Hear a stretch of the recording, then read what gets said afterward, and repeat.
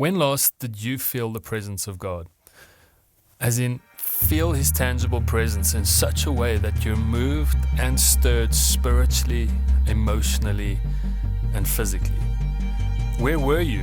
What were you doing? Were you at home, at church, at the mall, in town, or a faraway place you've never been to before? Perhaps you've forgotten what it feels like, or you've never felt God's presence.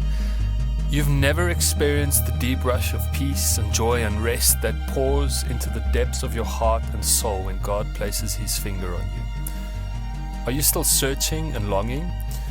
Or have you moved on and decided that God can't be reached, that God does not reach out, that God does not exist? I often feel the presence of God. Sometimes I have to go looking for God, and sometimes God comes looking for me. But there is one constant requirement to feeling the presence of God, and that is to be constantly aware. To be looking, sensing, feeling, searching, acknowledging, and knowing that God, by His Spirit, is always around and ever present.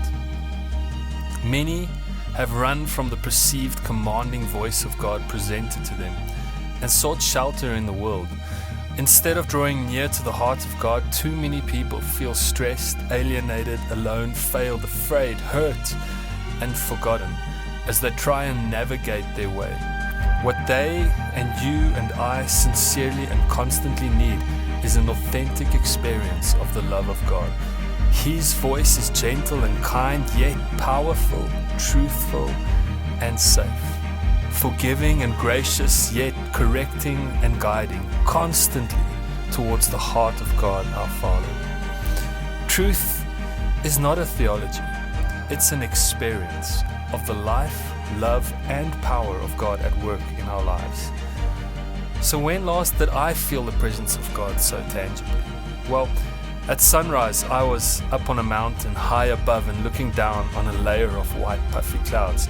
We had hiked to a place I'd never been to before, the top of the Together Falls in the Drakensberg. Sitting there on the edge of a nearly 1,000 meter cliff with my wife, our feet dangling over the clouds, surrounded by friends. Quibus, one of our friends, just spontaneously started reading Psalm 104 out loud.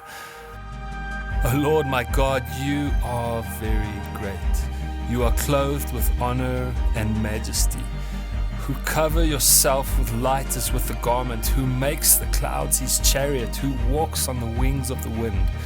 You who laid the foundations of the earth so that it should not be moved forever. And so it goes.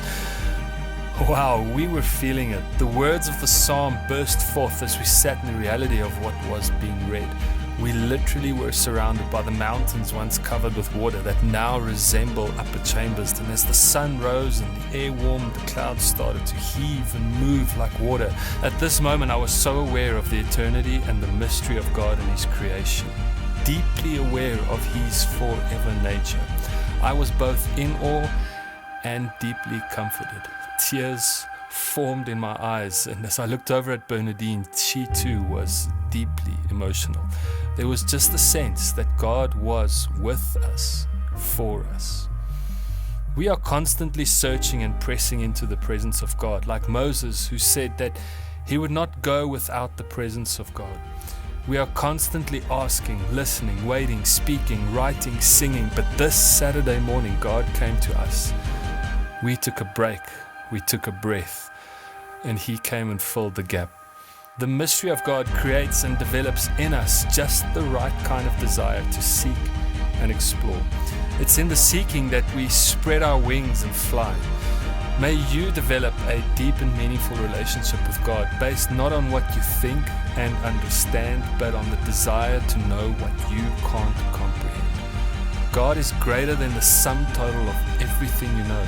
And when you yield to that kind of power, you find the freedom and the love you have always been looking for.